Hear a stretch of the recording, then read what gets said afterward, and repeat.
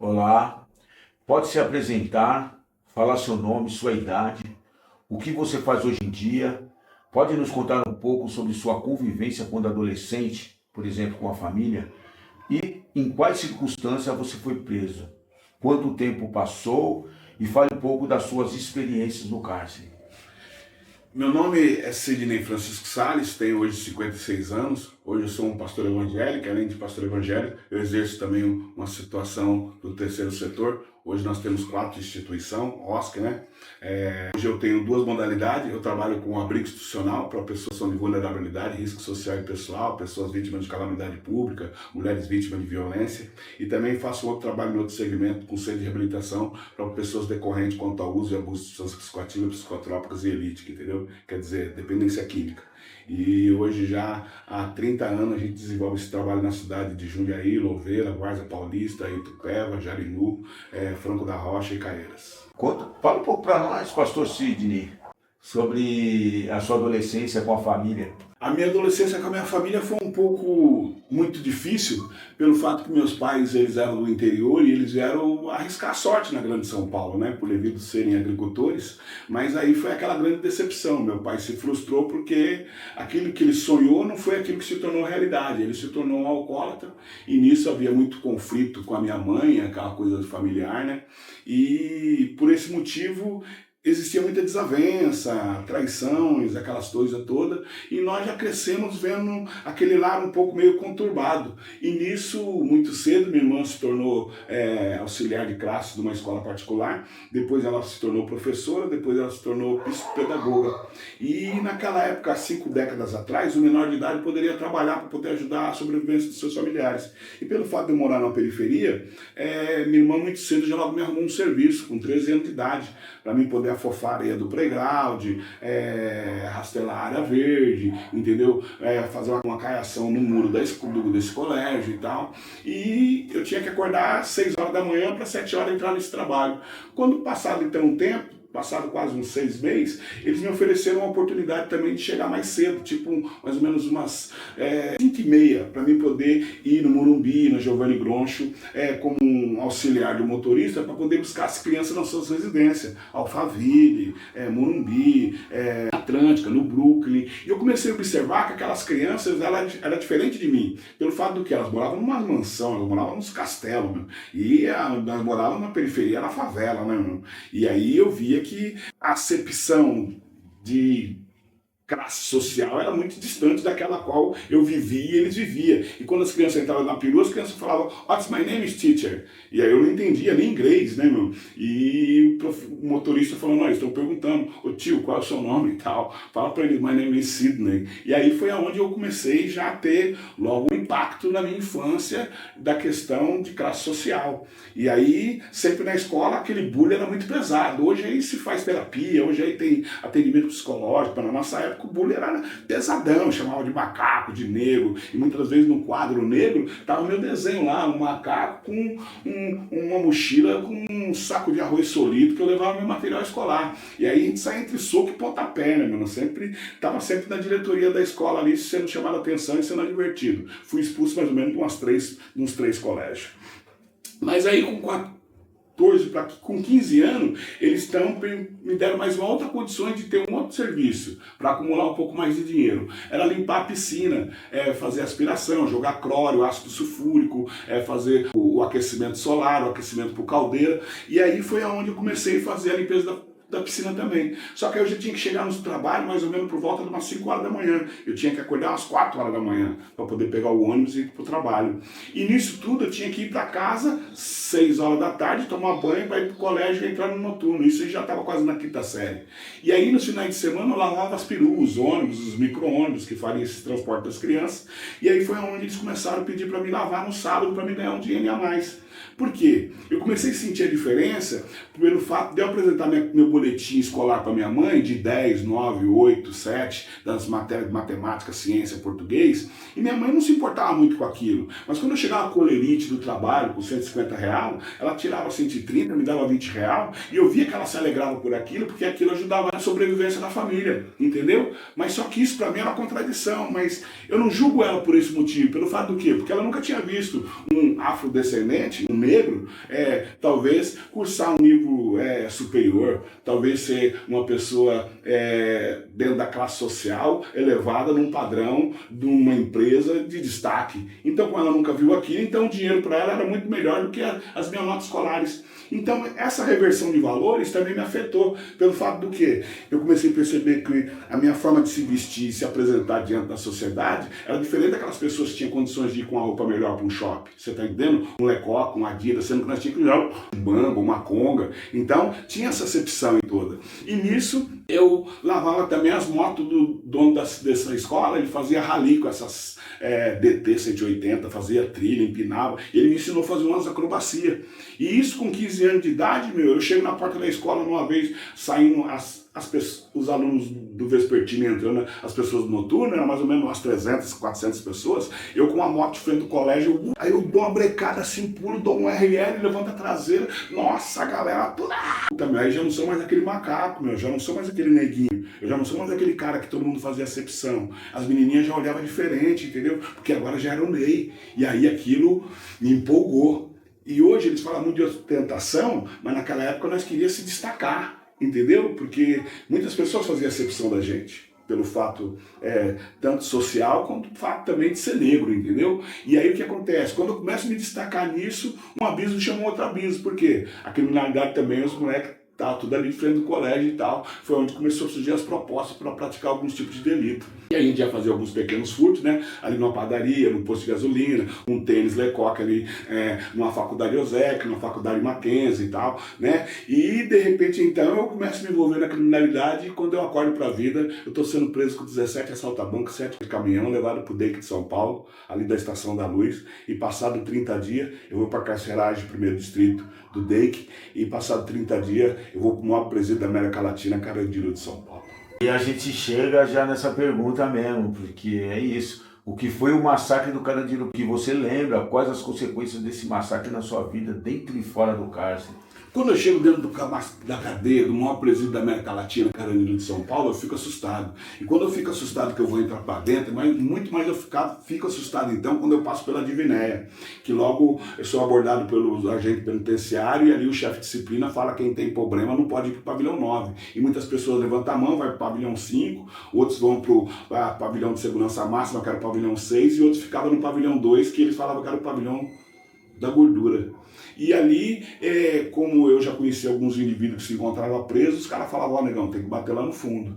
E aí eu fui pro 9, né? Ali você já recebe a roupa, já recebe o prontuário, ali você já rapa a sua cabeça e já fala algumas normas que tem que se adequar lá dentro, que não pode fazer dívida, se envolver com contraversão. E aí quando eu chego dentro do pavilhão, sou jogado numa cela, onde ia ser distribuído pelos agentes penitenciários em algumas celas, depois que passasse algum tempo que já se encontrava ali dentro do pavilhão 9. E aí quando eu começo a andar no meio da galeria para ser distribuído nessas celas, eu fico um pouco assustado, porque eu vi escrito na parede, aqui é o lugar onde o filho chora e a mãe não vê. Quando daqui a pouco, então, o que acontece? Eu sou pago numa cela, onde ficavam todos detentos ali na triagem. Quando daqui a pouco, então, chega um companheiro, o Leandro, finado Juda, que morava no 523E. Aí esse cara que nós já éramos conhecidos da família dele, quando eu me encontrava em liberdade, nós mandávamos dinheiro para essas pessoas dentro do cárcere. Foi quando, então, ele já pagou ali para os agentes penitenciários, já fui distribuído na cela dele no 523E do 5º andar. E aí, passado uns 3 anos, eu vou trabalhar na faxina e passado uns 5 anos, minha mãe chega um dia na visita e fala para mim na igreja e que ela tinha tido uma revelação lá do pastor, que eu ia ganhar um grande livramento naqueles dias dentro do presídio. Eu falei, mãe, o livramento que eu tenho aqui é 2 facão que nós temos assim guardados lá dentro, mais 10 homens que tem pacto com nós de morte e mais uns 250 caras que tem na faxina. Ela falou, meu filho, pode ter 250 caras na faxina, pode ter 10 caras que morrem com você, pode ter 2 facões embaixo do seu colchão, mas na minha vida uns confiam em cavalos, outros em carroça, mas na minha vida quem dá a última palavra é Deus. Porque minha mãe era evangélica, né? Ela sempre acreditou muito no poder de Deus. E aí ela levou essa palavra para mim e ela me trouxe aquela carta do Salmo 91. Para quem não sabe, eu sou aquele menino do filme, ou melhor, do livro do Dr. Drauzio Varela, que foi copiado depois pelo Hector Balbenco, que ele fez aquele filme do Massacre do Carandiru. E aí ela leva aquela carta, eu subo para cima naquele dia, eu até leio a carta nas madrugadas, quando eu acordava, e passado um dia, acontece uma rivalidade de dois detentos, né, o Coelho e o Barba, e é uma história já muito comentada, e muito relatada por diversas pessoas que sobreviveram lá. E nós estávamos na final de campeonato, quando daqui a pouco os agentes penitenciários mandaram nós subir, nós fomos campeão, era o time Cascudinho, que nós tinha naquela época. E quando nós estamos subindo um andar, os degraus, foi quando então começaram a falar que existia uma rivalidade no segundo andar, uma briga de dois detentos, devido a dívida de droga. E quando nós chegamos no quinto andar, todo mundo ali aglomerado, porque ali existiam muitas pessoas ainda réu primária, que não tinham muita experiência ainda por passar por rebelião. Eu já tinha passado por diversos, já tinha passado por 88, 89, 90, 91. E em 92 eu achei que seria como as outras demais. Mas aí naquele dia nós fomos surpreendidos, que quando nós vimos o canal de televisão, a primeira coisa que eu vejo é a Cavalaria do Choque. A segunda coisa que eu vejo já é o pelotão do choque, já de frente à casa de detenção. E aí subia as pessoas dizendo, ó, eles estão atirando e assassinando as pessoas. Eu falei, não, eles estão dando tiro de bala de borracha, igual faz comitê de grade metalúrgica, universitário. Os caras falaram, não, os caras estão assassinando o negão. Aí eu subi na ventana, quando eu cheguei, eu subi na ventana que eu olho, eu vejo vários policiais entrando realmente, do GAT, da rota militar, e realmente assassinando as pessoas. Foi quando então eu lembrei daquela carta do Salmo 91 da minha mãe, fui entrar para dentro da minha cela. Quando eu entrei na minha cela, não tinha como pegar a carta que estava na folha do meu travesseiro, porque já tinha diversas pessoas, todas elas agachadas, acredito que cada uma delas também clamando pelo teu próprio Deus. Naquele momento eu me ajoelhei e comecei a reciclar aquela carta do Salmo 91, Salmo 23, né, que minha mãe havia me levado. Foi nesse momento então que o policial chutou a porta, entrou para dentro com a metralhadora, uma escopeta de calibre 12 de repetição, pediu para nós despir a roupa, sair todo mundo nu para fora. E quando nós estamos despindo a roupa, que eu olho do lado, o Estevão, um companheiro que morava, parece que no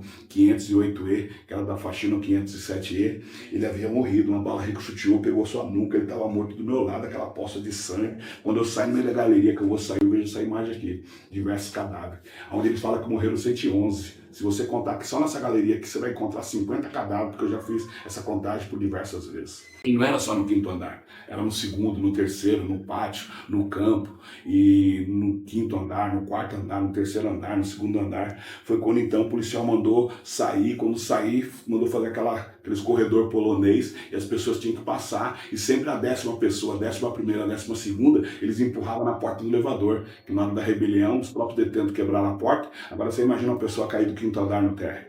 Eu vi que eu estava entre o 10º, eu pulei entre o 7º. Quando eu fui descer do 5º para o 4º, tinha um policial, acho que era do GAT, todo mascarado, com uma espingarda na mão, com uma faca na ponta, que eles chamam de baioneta. Quando aquele indivíduo pulou, ele enfiou a baioneta nele, deu mais um disparo, e aquele indivíduo caiu se agonizando no chão, ele soltou o cachorro, o pastor alemão, catou na jaga daquele indivíduo, começou a estrangular e mandou, falou, pula, negão. E eu pulei por cima daquele cachorro, estrangulando aquele indivíduo, desci o 4º, 3º, 2º e cheguei no terra. Essa foto aqui, ela não é do massacre, mas ela já representa já em 2001, quando teve a primeira mega rebelião que parou todos os presídios do estado de São Paulo, mas ali todos os detentos tinham que ficar agachados com a cabeça entre as pernas, e às vezes algumas pessoas que tinham sido baleadas, eles terminavam de executar em alguns setores que tinham de trabalho ali na casa de detenção no pátio.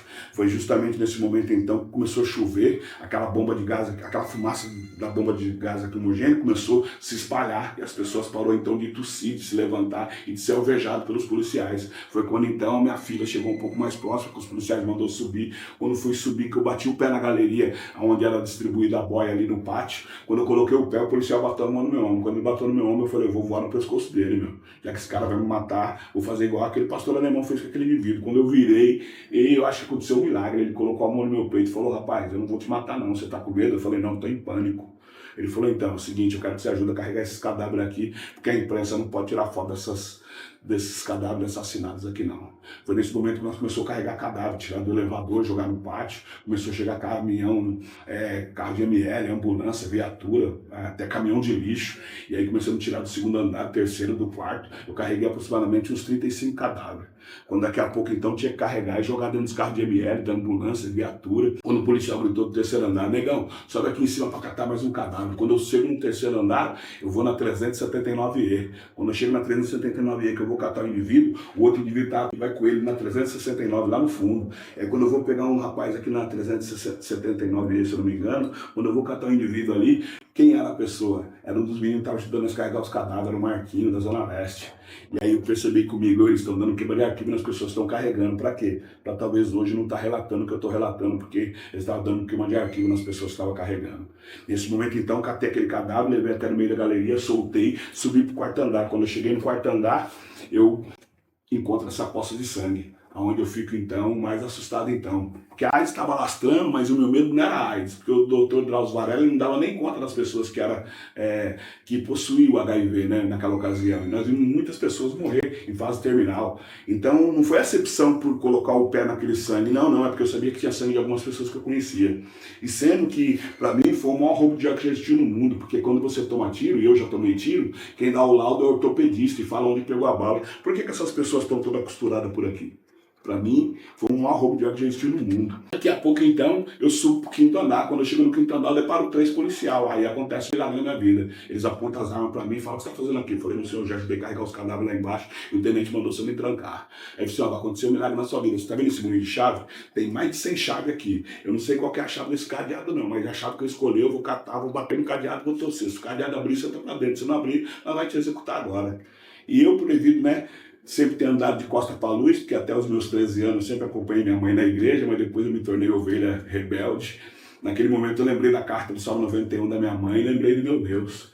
E aí eu clamei Deus novamente naquele Salmo 91, e quando ele colocou a chave que ele torceu, o cadeado abriu, cara, ele deu um tapa na minha cabeça, eu entrei para dentro catando cavaco, e naquele dia eu tinha certeza que eu não ia morrer. Mas passado, depois de 2 dias daquelas confusão toda que existiu dentro do sistema carcerário, eu fui transferido para a penitenciária do Estado eu fui para Parelheiros, de Parelheiros eu fui para Venceslau, de Venceslau eu fui para Mirandópolis, e quando eu chego em Mirandópolis eu fico mais 2 anos, e depois de 7 anos ganhei minha sonhada liberdade. Quanto tempo você ficou preso no total? No total eu fiquei 7 anos privado de minha liberdade. Como a experiência na prisão afetou sua saúde mental e emocional, fazendo enfrentar essas situações adversas? Quais estratégias você usou para lidar com o estresse e a pressão psicológica? Quando eu saí, foi o maior choque psicológico para mim. Pelo fato do quê? Pelo fato de que na época que eu fui preso, a modalidade era a máquina de escrever, aquelas máquinas Olivetti. A primeira lição que minha irmã ensinou era ASDFG. Agora já era o Word, o Excel, o PowerPoint. Então, para você se disputar dentro do mercado de trabalho era muito difícil, entendeu? E ainda ser negro, semi-analfabeto, sem uma qualificação para o mercado de trabalho, egresso semi-carcerário, sobrevivendo do massacre do Carandiru, as portas se fecharam. Como a sociedade não me quis, eu também não quis a sociedade. Aí o que acontece? Naquela tortura psicológica, de toda aquela situação que eu vivenciei naquele massacre, foi a pior coisa, porque aí o meu coração fechou. E quanto mais então eu não sou aceito pela sociedade, então, aí que eu sou logo recepcionado novamente pela criminalidade e volto para o crime. E nisso que eu volto para o crime, quando eu chego na rua, eu sou recepcionado por diversos meninos aí que já estavam envolvidos na criminalidade, né? O Fernandinho Dutra, que sequestrou a filha do Silvio Santos, o Fernandinho que catou 160 milhões lá em Fortaleza, do Capão Redondo, Claudio Lourenço da Silva, o Sombra, que viraram a Guerra Rebelião para todas as penitenciárias do estado de São Paulo. Essa molecada tudo me recebe, sabe? Com moto 750, com rajada de metralhadora para cima, rojão, e aquela galera, aquelas crianças na ocasião que eu era padrinho delas, né? Ainda com 17, 18 anos de idade, agora, nossa, é tudo moçona, aqueles meninos, é tudo grandão, é aquela recepção na favela, e eu sinto, então, acolhido por aquela sociedade, entendeu? Porque para nós, lá dentro da periferia, a verdade, e a mentira para nós é a verdade. Por quê? Pelo fato que se a Dona Maria tiver sofrendo uma agressão do Sr. João, nós chamamos o alemão, que é o traficante, e o alemão fala para o Sr. João, se eu bater na Dona Maria, nós vamos socar o senhor, nós vamos matar o senhor. Por que acontece? Então ele é o cara que faz o reconciliamento de fortalecimento de vínculo. Ele é o cara que faz com que a sociedade, dentro daquela comunidade, ela se torne mais harmoniosa, entendeu? Se a menina está grávida e a bolsa dela estoura porque ela quer ganhar um nenê, não vai chegar ao resgate, mas o alemão vai dar a chave no carro dele para essa menina dar o parto de luz lá no hospital. E aí, se tem algum problema de saúde, alguma criança que tenha síndrome de Down, alguma criança que tenha algum problema que precisa de uma receita médica de alto custo, quer dizer, o sistema não comprava, mas se perguntasse para o alemão dava o dinheiro. Então, para nós lá dentro da periferia, o errado era o certo, você está entendendo? Porque o alemão lá, que para nós era o assistente social, lá o alemão, ele era o reconciliador de conflito. Então, para nós, a comunidade era onde nos dava o amparo de nos receber, sem fazer acepção, assim como fazia a sociedade. E aí eu volto para a criminalidade. Mas com 6 meses que eu estou em liberdade, num confronto, eu sou baleado, tomo 6 tiros, fico em cima da cadeira de roda e agora eu me torno portador de necessidade especial. Conta pra nós, porque você ficou e aí você continuou no crime, você foi preso e estava na cadeira de roda. E aí, depois passado alguns tempos, começo a fazer fisioterapia, e naquilo que eu começo a fazer fisioterapia, eu já revoltado com o Estado, agora muito mais revoltado então, por devido não ter uma estrutura nem psicológica, porque eu não tinha sido nem tratado da tortura psicológica, do massacre do Carandiru, que foi um dos maiores episódios que existiu na América Latina. Agora então eu sou portador de necessidade especial pelo fato do quê? Por devido justamente todas essas sequelas que eu vivenciei, entendeu, do massacre do Carandiru e que eu fiquei marcado pela sociedade. E por todos esses fatos que me condenaram dentro da sociedade, eu me torno também agora um portador de necessidade especial, só que agora eu me torno uma pessoa revoltada. Porque mesmo se eu na cadeira de roda, eu ainda vou praticar delito. Eu vou assaltar. E nisso eu sou preso em flagrante, entendeu? Levado para 101. E lá, quando chegou, diversas reportagens, aquela coisa toda, né? Porque roubando de cadeira de roda, eu falei, não, doutor, isso aí me levar no hospital, né? Não estou envolvido nesse delito, não. Aí com 3 meses eu vou pro fora, os rapazes falaram, não, né, você tem que ir embora. E de repente as vítimas não me reconhecem. E reconhecem só os outros indivíduos. E aí, com 3 meses, eles me colocam como receptador, né? Tinha advogado naquela ocasião até tinha um pouco de dinheiro ainda. Aí eu saí de liberdade de novo. Só que aí agora, eu não aguentando essa tortura psicológica, tanto da minha deficiência física, ou melhor dizendo, portador de necessidade especial, todo esse trauma do passado, sem ter um tratamento psicológico, sem ter uma terapia, sem ter nada, e essa revolta contra o Estado, o que acontece? Eu me torno também agora um dependente químico, cara. E aí eu começo, na ocasião não tinha o crack, né? Não era casquinha. E eu começo então a pegar cocaína para fazer a casquinha. Aí eu fico devendo 125 mil RV para os traficantes, coisa de 5 quilos de cocaína. E aí não tinha como pagar. E aí eu pego mais uma quantidade de droga para poder acertar. Os caras falaram, vamos dar 7 quilos para você, mas é o seguinte, você vai pagar em dobro agora. Eu falei, não, fechou. E os caras tinham confiança na minha pessoa, por devido ao nome que a gente tinha, né? Devido a ser um elemento de alto grau de periculosidade considerado pelo Estado. E devido também ter diversas pessoas que gostavam da gente na ocasião, eu começo a distribuir as drogas em alguns pontos ali na Zona Sul, né? Interlagos, Grajaú, Cidade Dutra, Iporanga, Rio Bonito, Sesc, Primavera. Quando eu estou descendo para São José, próximo do Grajaú, as polícias nos abordam e eu sou preso ali com meio quilo de cocaína, meio quilo de crack. E de novo sou levado para a delegacia e eu vou para 25º Distrito Policial, chego lá, o delegado pede me 100 mil reais. Eu falo, 100 mil reais não tenho não, doutor. Dou 30 mil, 70 nós vamos pagar igual a prestação de Casa Bahia. Aí ele disse, ó, por 30 mil só poderia ser lá dentro. Eu falei, então joga. Quando chegou lá dentro, lá as pessoas já me conheciam, arrumaram uma cama para me dormir, porque você sabe que lá só tem camas privilegiadas, o resto estava tudo no chão, que eles falam que é a praia. Quando daqui a pouco, então, eu tô 30 dias privado da minha liberdade, chega a pastoral, né? Chega lá uns 2, 3 padres, mais umas 2, 3 missionários, uns 3 pastores, eles começaram a rezar lá na frente, entendeu? E essa missionária começou a pregar e ela perguntou, moço, você é da cadeira de roda aí, não quer aceitar Jesus como único Salvador? Eu falei, minha senhora, já tem feito, não tem nem mais lugar em santo para colocar no meu congá. Ela falou, não, mas esse aqui vai fazer a diferença na sua vida. Eu falei, eu quero. Aí naquela hora eu levantei a mão, ela fez uma oração para mim, e aí quando eu fui sair, ela falou assim, não, espera um momento. Eu falei, tem algum papel para assinar? Ela falou, não, eu quero louvar. Eu falei, louvar? Eu pensei que era uma música, né, do Tim Maia, Me Dê Motivo, ou então dos Racionais, O Homem na Estrada Recomeça Sua Vida. Aí ela começou, quero que valorize o que você tem, você é um ser, você é alguém tão importante para Deus, nada de ficar sofrendo angústia e dor nesse seu complexo inferior, dizendo às vezes que não é ninguém. Aí eu olhei para minha situação e falei, puta, meu, tem esse complexo interior, cara, e aquele negócio parece que bateu no meu coração, só que eu não podia chorar. Como eu não choro, meu lema, coração do malandro era na sola do pé. É que eu não conhecia realmente o poder de Jeová. Hoje eu não posso ver um Kleber Lucas, uma Cassiano, não fazendo propaganda para eles, né? Mas, entendeu? Hoje eu entro em pranto. E quando eu vejo hoje uma pessoa morando na rua, quando eu vejo hoje um alcoólatra, quando eu vejo um drogado, né, desamparado, com os vínculos fragilizados e rompidos com seus familiares, eu acolho essa pessoa e levo para dentro do centro nosso de reabilitação. Mas naquela ocasião, Eu me impacto naquela música da mulher e saio, entro pra dentro da minha cela, eles vão embora. Quando chega no outro dia, o carcereiro grita, Sidney Francisco. Eu falei, pois não, doutor, penitenciário do Estado, que era o único presídio que dava assistência para pessoas assim, portadoras de necessidade especial, né? Que tinha atendimento médico, aquela coisa toda, porque o Carandiru já estava quase na questão já da demolição, já tinha demolido na ocasião. E aí foi quando então eu falei assim, minha liberdade chegou, o cara falou, sua liberdade acabou de chegar, cara. Acho que foi aqueles crentes que rezou para você. Aí foi quando, então, eu saí mesmo plantão, aquele delegado tinha me pedido 100 mil reais, agora eu tava saindo de graça, cara.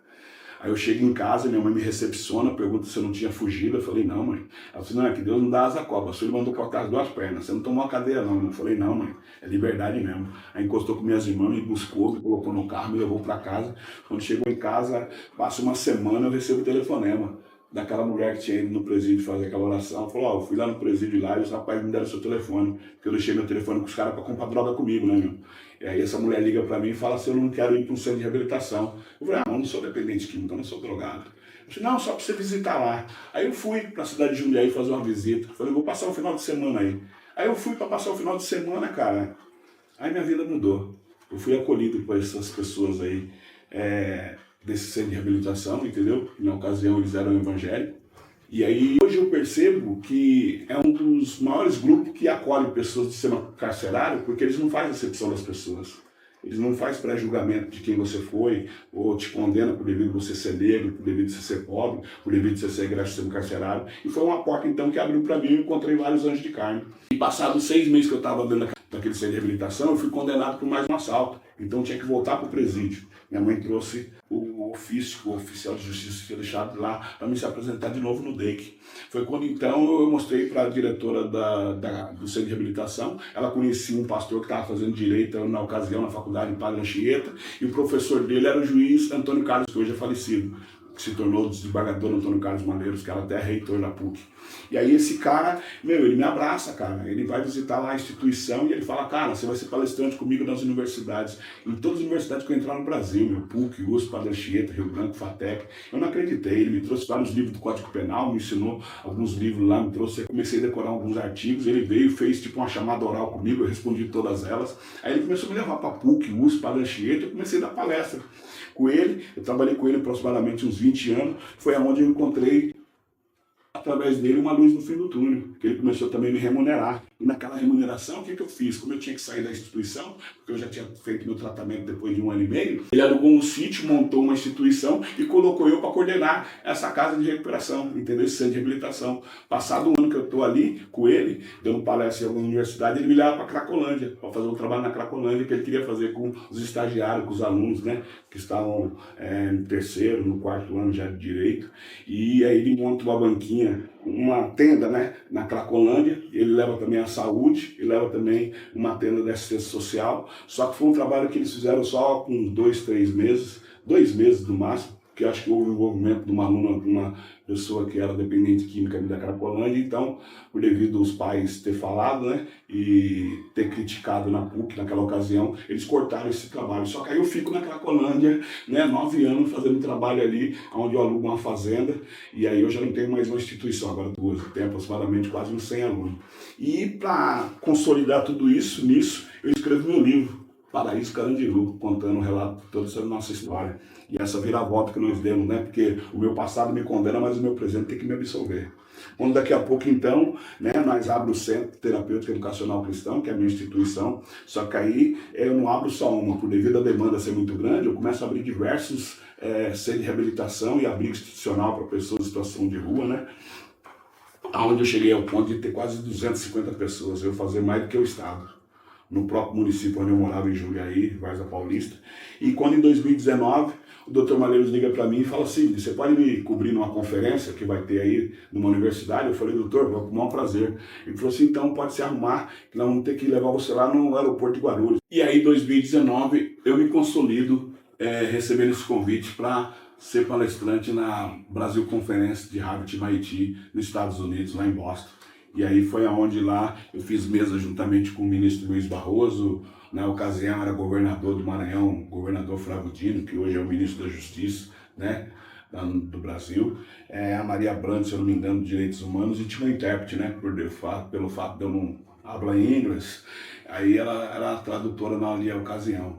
E aí, quando eu volto dos Estados Unidos, eu sou convidado por governador Flávio Dino para passar 30 dias no Maranhão, onde lá ele me mostrou um trabalho excelente, sabe, de humanização dentro do sistema carcerário, as pessoas dentro do sistema carcerário sendo pessoas reconhecidas, as mulheres fazendo planificação dentro do sistema carcerário, entendeu? Feminino, as meninas fazendo planificação, fazendo também uniforme dos próprios presos, dos agentes penitenciários, entendeu? Com confecção, coisa que eu achei, sabe, coisa assim, top, porque quando ele falou nos Estados Unidos a respeito desse trabalho, eu desacreditei, porque eu não conhecia um trabalho em nenhum estado do Brasil dando essa humanização por egresso do sistema carcerário dentro do sistema carcerário, entendeu? E aí foi quando então eu visitei, ele fez questão de eu entrar dentro dos presídios, palestrar dentro do presídio, palestrar para os agentes públicos, né? E mostrar que realmente existe uma oportunidade das pessoas mudar, se ressocializar e ter uma mudança e uma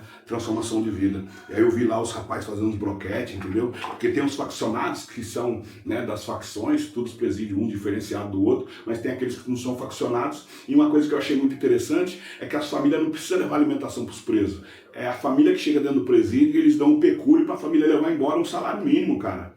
E aquilo foi onde chamou minha atenção, e aí esse cara caiu na minha graça, entendeu? E é onde hoje eu tento, com o meu sonho, que eu tô mirando a lua, mas se eu não acertar a lua, eu vou acertar uma estrela, e que é o meu sonho um dia de ter um modelo de uma instituição, mais ou menos nesse naipe do trabalho que esse cara realizou. Quer dizer, ou melhor, o Estado sabe fazer. Eu acho que é uma vontade. Sabe por quê? A princesa Isabel assinou a Lei Áurea, só que eles trocaram a senzala pro sistema carcerário. Tá entendendo? E hoje as pessoas mais afetadas são aqueles nossos amigos e irmãos e parentes nossos que estão lá dentro da periferia, aqueles que são, né, de pele escura, como a minha e como a sua, né, Monteiro? Que hoje são pessoas que nós chamamos de alvitantes. O que significa isso no termos técnicos? Pessoas desprovidas de oportunidade pelo fato da desigualdade social. E hoje a minha maior revolta é que o nosso problema lá do massacre do Carandiru, até outro dia nós encontramos, através da primeira frente do sobrevivente do massacre do Carandiru, pessoas que ainda não foram nem reivindicadas, ou melhor, não receberam nem subsídio por devido à morte de seus filhos terem sido assassinados. Porque em 2022 existiam alguns agentes penitenciários, alguns deputados estaduais do PL naquela ocasião, que eles queriam fazer uma anistia de todos aqueles policiais que fizeram aquela barbárie, aquela carnificina do massacre do Carandiru. E qual que era o questionamento e a ideologia deles? Falando que depois do massacre do Carandiru de 1992 até 2022, o tanto de rebelião e como que o sistema carcerário ele cometeu tantas mortes e tantas rebeliões, mas eles esqueceram de fazer um corte nessa história. Porque no Carandiru, quem matou nós foi o próprio Estado. Porque nós éramos presos da Coesp, irmão. Nós estávamos pagando pelas nossas penas. Agora, essas outras rebeliões que existiu, não. Foi briga de facções, entendeu? Para conquistar espaço, território, para poder venda de droga. Então, uma coisa é uma coisa, outra coisa é outra coisa, certo? Então, o Carandiru, quem entrou foi o sistema. O próprio sistema entrou e nos matou. Por devido ao quê? A incompetência do sistema. Entendeu? Por que a incompetência do sistema? Porque o coronel Biratã, Dr. Maurício Pedrosa, o prefeito naquela época, Fleury, o secretário Pedro Campos, eles poderiam ter feito o quê, irmão?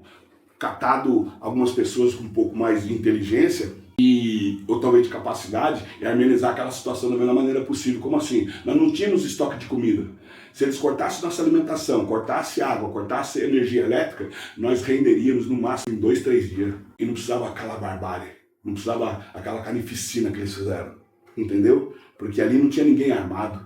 Porque se tivesse alguém armado, no mínimo nós ia tentar uma fuga no final de semana e não ficar esperando trocar a rota. Aí eu vi algumas alegações que tinha preso, que tinha seringa com sangue com AIDS para contaminar algumas pessoas, ou uma metralhadora que atinge um indivíduo aproximadamente 200 metros, 300 metros, 200 metros, 250 metros de distância, você acha que vai pegar uma seringa? Então, quer dizer, foram criados muitos temas que, tipo assim, é contraditório para nós que estávamos lá e sofremos essa barbárie. Então, hoje minha maior revolta é essa, principalmente agora, nessas últimas notícias que eu vi agora, do caso da Marielle, onde a política envolvida junto com essas entidades, política, sistema, entidade, polícia, sabe? Uma coisa que eu vejo que se nós não tivermos voz para que nós possamos sermos reconhecidos, porque se eu não me engano foi em 2007, o promotor, o doutor Matheus, chamou eu e o Maurício Monteiro para fazer parte de uma comitiva que veio uma comissão dos Estados Unidos, uma ONG, né? Algumas pessoas de direitos humanos da ONU, dos Estados Unidos. Corte Interamericana.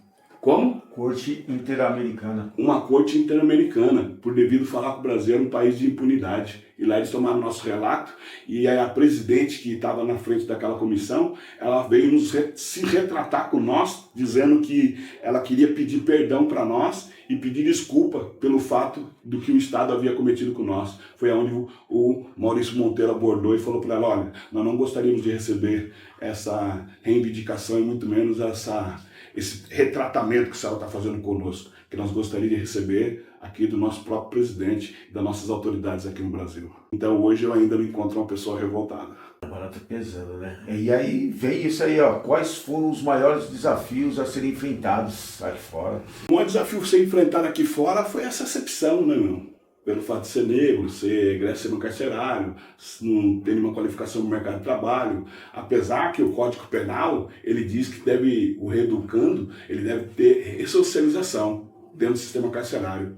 Entendeu? Foi aonde foi debatido lá em Harvard, aquela lei 11.343, que prendia a pessoa portadora de substâncias psicoativas, entendeu? Ou melhor dizendo, o traficante que era preso, ele não faz distinção no presídio quando ele é preso, ele coloca ele como traficante, mas a pessoa é dependente química, pelo fato do quê? Que ela se tornou tão usuária que ela tem que trabalhar para o traficante, vender droga, ela é abordada e é presa, mas quando chega dentro do sistema carcerário, ela entra como traficante, ela não entra como pessoas usuárias, como dependência química. E lá não tem um tratamento para pessoas com dependência psicoativa, psicotrópica e elítica, entendeu? Não, ele é acusado como um traficante. E aí esse indivíduo, ele é colocado numa cela com pessoas de alto grau de periculosidade, com 5, 6 anos, você acha que esse cara vai sair como? Sendo que ele está numa universidade do crime, sem nenhum oferecimento, porque lá ele não tem segurança pessoal, porque quem vai dar segurança para ele é quem ocupou o espaço, porque onde o Estado é ausente, obviamente se cria um poder paralelo, você concorda comigo? E aí o que acontece? Lá ele tem segurança física, lá ele tem apoio psicológico, lá ele tem transporte familiar da família da capital até para o interior, lá ele tem algum custeio de meio de sobrevivência, e aí nós queremos constituir uma sociedade diferente como? Sendo que as próprias Fundação Casa, onde eu já fui dar palestra, quando eu ia em algumas oficinas profissionalizantes que eles estão ensinando os nossos jovens, eu vi um copinho de cafezinho com algodão, com aguinha e com um carocinho de feijão, plantando feijãozinho. Ah, que bonitinho! No século XXI, irmão, com toda essa informática, com toda essa inteligência artificial, ensinando nossas criancinhas a plantar feijãozinho num copo de cafezinho com algodãozinho, com aguinha. Ah, tem brincadeira, né? Acho que está querendo dar cartão de otário para nós. Difícil. Eu queria perguntar para você como você virou pastor. Essa questão aí é a mais radical. O que acontece? Eu vou para esse centro de reabilitação e eu começo a ter um envolvimento com a própria filha da diretora. E aí ela fala, tu me encanta, eu falei, eu te levo. E aí nós começamos a ter um relacionamento, nisso aí então eu abro um centro de reabilitação que o desembargador havia aberto, eu já estou na frente do trabalho, ela fazia um trabalho também social na rua, entregando marmitex, comida para os moradores de rua.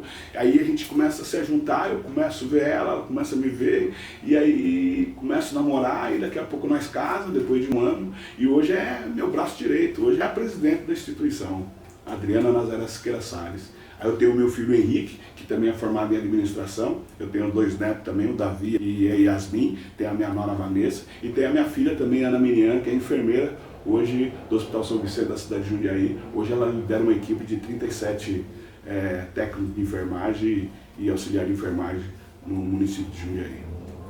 Hoje eu tenho uma família restituída, entendeu? E por quê? Porque toda essa minha história do passado fez com que eu entendesse que a única maneira de eu mudar os meus filhos era dando para eles estudo, dando para eles uma opção de melhor situação de vida. Porque o meu passado para eles hoje é a referência de uma história deles conquistarem alguma coisa melhores da vida. Queria perguntar o que você diria para quem está tendo dificuldade no sistema prisional? Ele sempre acreditar nele mesmo. É ele crer e ele acreditar que ele pode mudar, ele pode se regenerar, ele pode encontrar o norte, ele pode ter uma mudança de vida, ele pode ter uma transformação, só que ele tem que acreditar nele. Agora, quando ele sair de liberdade, obviamente, se ele sair aqui para fora em liberdade e ele se expor, que ele é sistema carcerário, que ele é ex-presidiário, obviamente as portas vão se fechar. Então, o meu conselho para ele é que ele não seja mentiroso, mas que ele possa omitir. E aí, então, ele fazer e procurar o meio de sobrevivência de ter uma nova vida. Você se considera um abolicionista penal? Se sim ou não, por quê?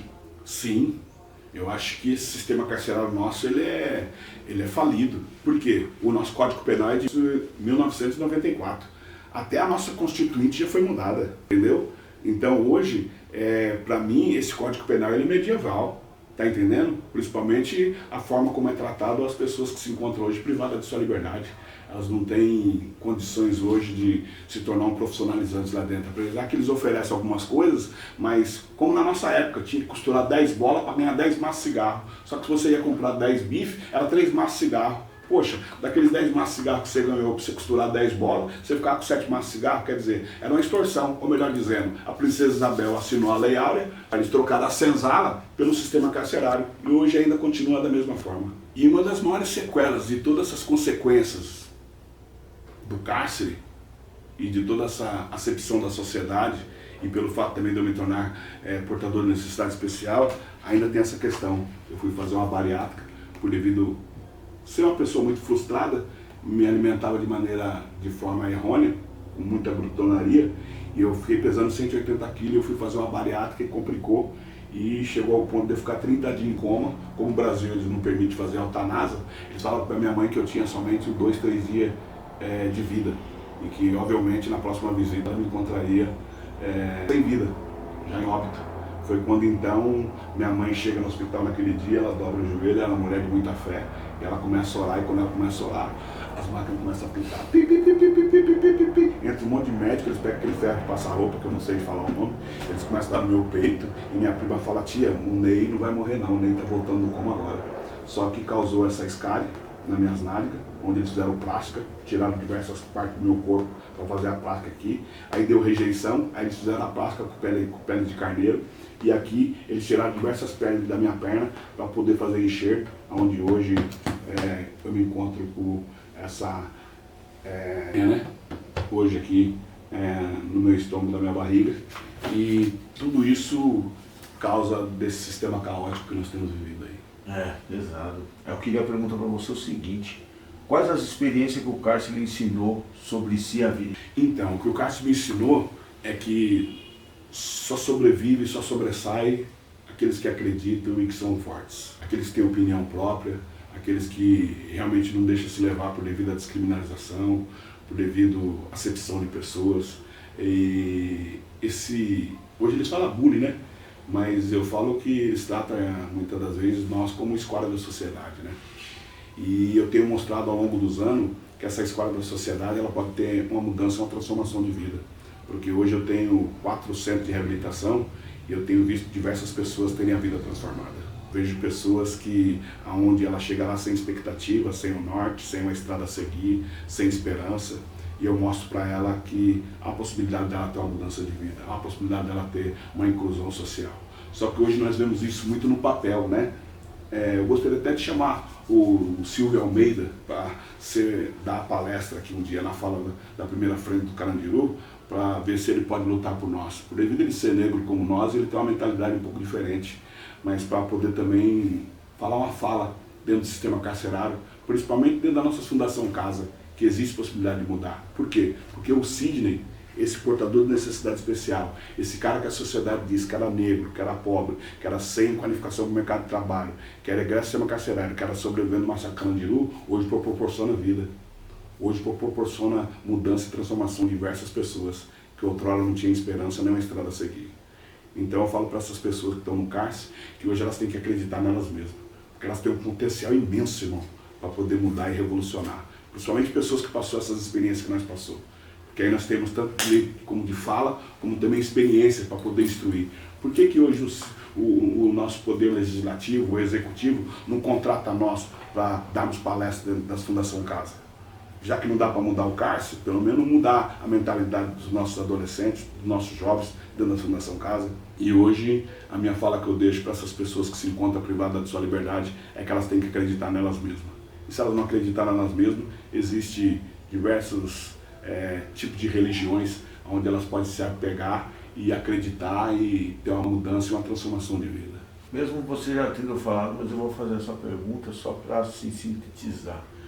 Quem é você hoje e quais os seus planos futuros? Hoje eu sou fundador do Centro Terapêutico Educacional Cristão, que é um centro de reabilitação na cidade de Jundiaí, Várzea Paulista, Campo Limpo, Itupeva, Franco da Rocha, Caeiras, onde eu pego pessoas moradoras de rua, pessoas em situação de vulnerabilidade social e pessoal, pessoas vítimas de calamidade pública, mulheres vítimas de violência e pego pessoas também decorrentes contra o uso e abuso de substância psicoativa e psicotrópica, que são pessoas dependentes químicas, levo para dentro do nosso centro de reabilitação. E meu maior sonho hoje é ter uma fazenda com aquele modelo de oficinas que eu vi lá no Maranhão, na gestão do governador Flávio Dino, e implantar diversas oficinas para fazer essas pessoas se tornarem pessoas qualificadas para dentro do mercado de trabalho. Porque nos direitos humanos até fala sobre a inclusão social. Mas qual o tipo de inclusão social que realmente essas pessoas têm? Porque eu capto diversas pessoas, às vezes, na margem de uma sarjeta, na rua, na Cracolândia, muitas bate-palmas lá na minha instituição, onde ela não tem condições financeiras, onde a família já não acredita mais, ela tem uns vínculos rompidos, fragilizados com seus familiares e principalmente com a sociedade. E através do nosso trabalho nós temos feito esse fortalecimento de vínculo e essa inclusão dessa pessoa dentro da sociedade, entendeu? Então hoje meu sonho hoje é ter uma fazenda, sabe? Para atender um número maior de pessoas da qual nós já temos atendido.